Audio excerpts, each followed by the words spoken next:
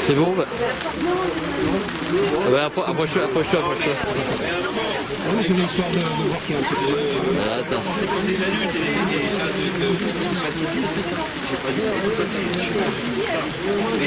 Salut Mao.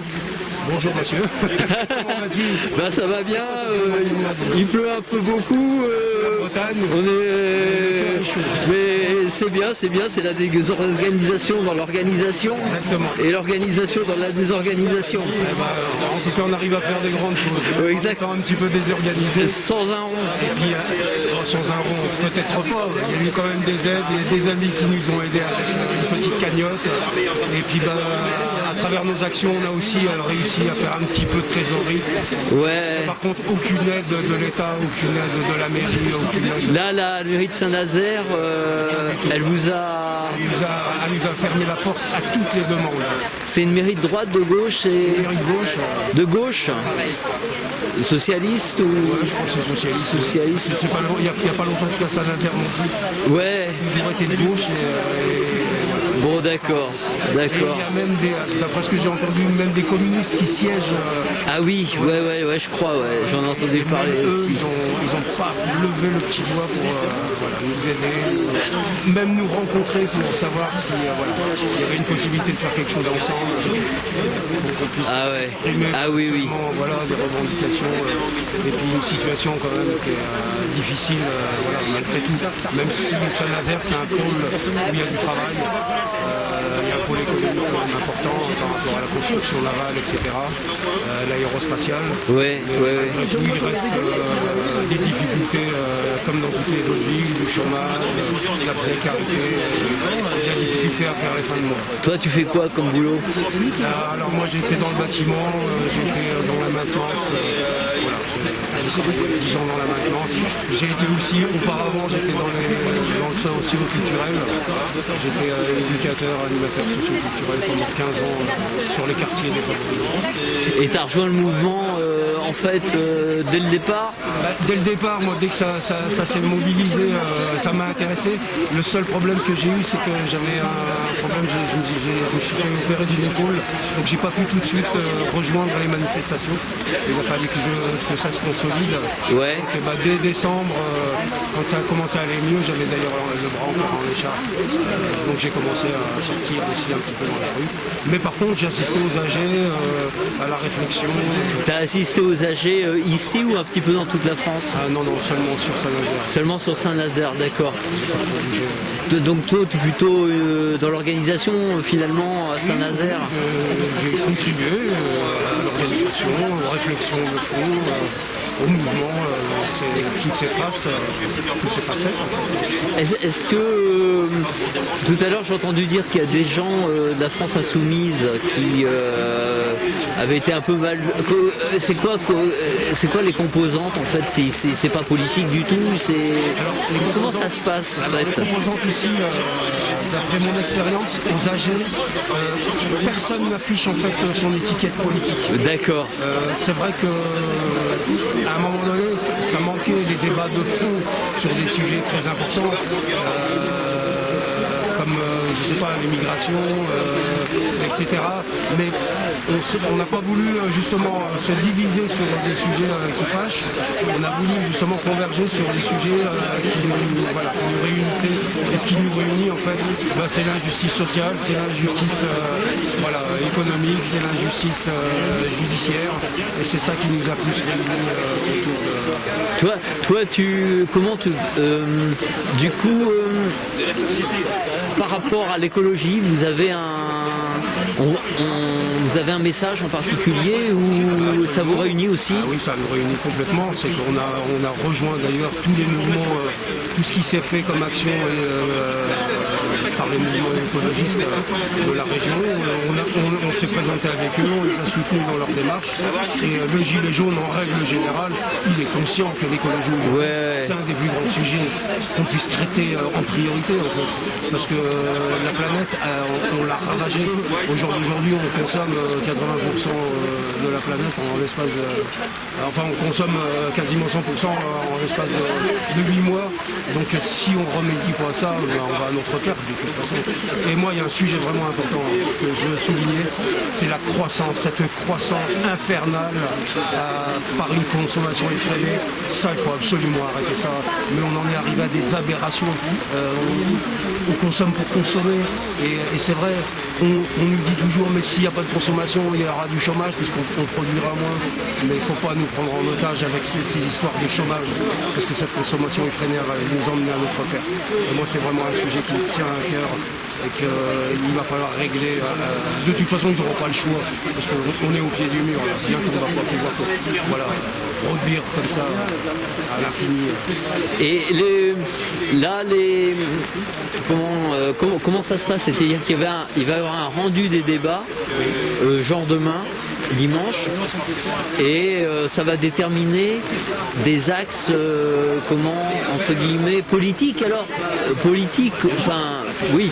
On fait de la politique. Oui.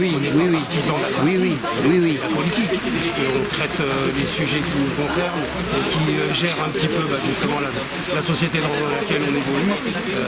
Forcément, on fait de la politique. Mais au jour d'aujourd'hui, je pense que l'Assemblée des Assemblées elle a réussi à fédérer justement une conscience, des gens qui participent pleinement à vouloir s'organiser, à vouloir converger dans un même sens avec un but précis pour pouvoir justement faire face à ce désordre politique qui existe en France. Et comment t'as pris, tu sais, quand le ministre italien là est venu plus ou moins soutenir Ingrid Levavasseur, quoi. C'était plutôt ça. Comment t'as pris son intervention par rapport à ça? Je pense qu'il y a des têtes d'affiche gilets jaunes, enfin ceux qui se sont proclamés, autoproclamés, eux-mêmes, qui veulent absolument, qui ont des ambitions de réussir, de mener un mouvement à leur nom presque, et je pense que ils s'aident de tous les moyens possibles, pourquoi pas une aide de l'étranger, mais bon, je pense que ça va pas aboutir, parce que le mouvement des Gilets jaunes, je pense qu'il a un caractère où vraiment il dénonce justement cette ambition personnelle, quoi. C'est un collectif. Et comment tu imagines, enfin comment dans les rendus de réflexion, enfin qui sont pas encore en cours, on réfléchit à comment limiter justement l'ambition personnelle, l'ego, toutes ces choses-là? On a des... on n'a pas beaucoup d'outils. En fait, le seul outil, c'est il faut éduquer par justement des débats, en se fixant des objectifs, mais des objectifs qui restent collectifs. Et quand ça reste collectif, le projet il peut être que mené dans le bon sens. Donc ces gens-là, ils ont des projets personnels, ils veulent réussir à emmener derrière eux une part des gilets jaunes. Il y en a qui ont réussi d'ailleurs. Après, ils ne disent pas que des conneries, il y a des choses qu'ils disent qui sont valables. Mais c'est cette ambition-là qui met un petit peu le désordre dans le mouvement des gilets jaunes. Parce que nous, par exemple, à Montfort Communauté, et je pense que c'est dans le cadre de beaucoup de mouvements citoyens, on a véritablement un certain nombre d'élus locaux qui sont assis sur la démocratie locale et qui t'expliquent quand ils sont élus il y a 5 ans, ils ont en fait une espèce de feu vert pour faire absolument tout ce qu'ils veulent pendant 5 ans. Alors c'est nous foutre un salle d'athlétisme en pleine forêt, c'est faire passer Veolia partout où ils peuvent, les ordures c'est pareil, c'est taxer, retaxer les ordures derrière, etc. Le prix de l'essence, des transports en commun, ils n'ont aucune réflexion là-dessus, et je ne parle pas de réflexion écolo.